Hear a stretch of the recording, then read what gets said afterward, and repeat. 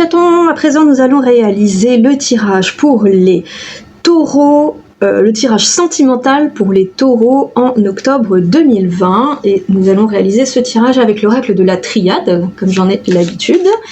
Et nous allons commencer par un tirage pour les taureaux en couple. Alors, qu'en est-il pour les taureaux en couple octobre 2020 ?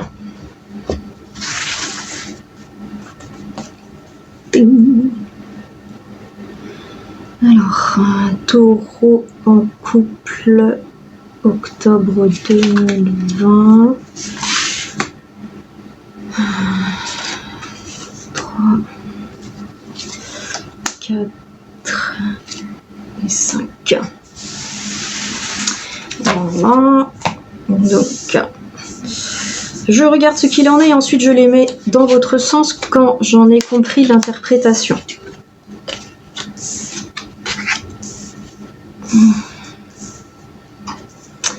Alors, pour les taureaux en couple, j'ai 2 cartes de féminité. On avait dit que je les mettais dans votre sens une fois que j'en avais compris le... Hop, tchic-tchac, voilà. Disais-je, nous avons là 2 cartes de féminité. La carte de l'eau est une carte de féminité. Et ici, nous avons la carte de la femme, qui elle aussi est une carte de féminité. Quand ces 2 cartes sont dans le même tirage, elles peuvent indiquer 2 choses. Soit une grande tendresse, soit une grossesse. Alors, on n'a pas la carte de la naissance, ce qui est un peu normal étant donné la variété, hétérogénéité des personnes concernées par les tirages. Hein. N'oubliez pas que c'est vraiment des tirages, même si c'est un tirage sentimental, ça reste général, ça peut ne pas vous parler. Donc, je reprends, je me concentre. Ici, on a donc la carte de l'eau, qui est une carte de féminité, de douceur et de tendresse. Ici, on a la carte de la femme, qui représente l'épouse, la compagne, la maîtresse, selon le statut que vous avez avec votre compagnon. Ici, on a la carte de l'élévation qui nous indique que les sentiments vont vers une phase de progression, ça augmente. Les sentiments augmentent, alors que vous étiez peut-être tombé dans une espèce de petite routine, un petit ronron tranquille. C'est un peu ce qu'a l'air de dire la carte de la féminité, là, comme ça, c'est un peu, oui, bon, ben voilà, on est dans notre petite routine, tranquillou, tout va bien. Et puis là, vous êtes pris d'une espèce d'élan nouveau qui donne un léger rebond.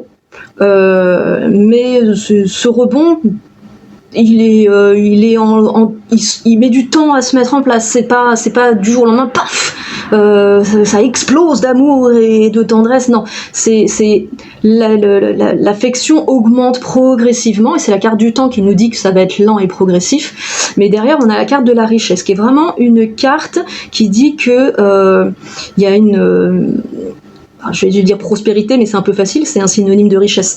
Les sentiments sont clairement partagés, il y a vraiment un désir de construire ensemble, de poursuivre le chemin ensemble. Voilà. Donc pour les taureaux en couple, c'est qui va piano va sano et qui va sano va lontano. Hein. C'est qui va lentement va sainement et qui va sainement va longtemps. Voilà, c'est un peu l'idée de ce que je ressens là. Et du coup, voilà, c'est du long terme agréable, confortable et avec des sentiments partagés. À nous maintenant, amis taureaux célibataires.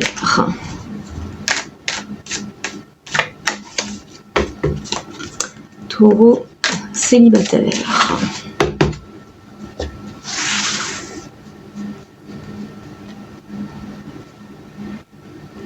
Taureau célibataire, octobre 2020.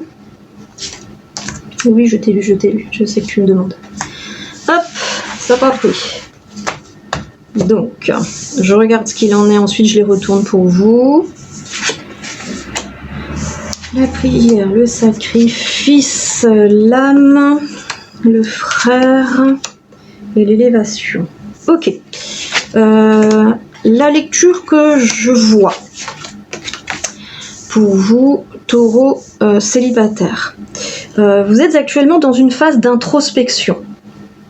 Vous vous demandez si vous êtes en train de faire les bons choix pour votre avenir sentimental. On a ici la carte du sacrifice qui nous indique que vous avez peut-être une personne en vue, mais que vous craignez que sa personnalité ou son environnement social ne soit pas compatible avec le vôtre.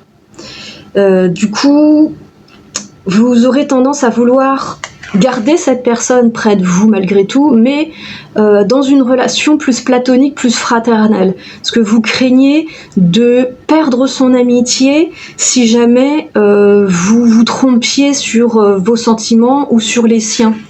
Et derrière, on a la carte de l'élévation qui nous indique que votre affection mutuelle est réciproque et qu'elle augmente.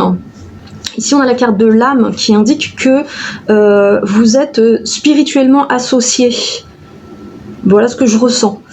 Vous avez une vraie connexion avec cette personne que vous avez dans le viseur, mais vous craignez de la blesser ou d'être blessé si jamais vous transformiez la relation actuelle en une autre forme de relation, dans une relation plus charnelle.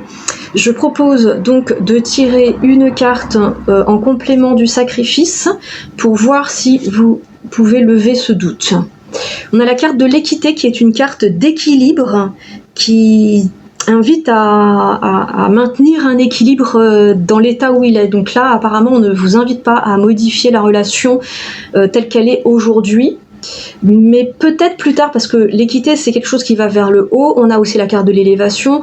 Soyez patient, il y a peut-être quelque chose à jouer avec cette personne là, mais c'est peut-être pas le bon moment, c'est peut-être pas le bon timing. Je vous invite à patienter, ne pas vous jeter sur la personne dans l'immédiat, parce que vous pourriez la faire fuir, lui faire peur avec vos sentiments. On verra peut-être plus tard si cet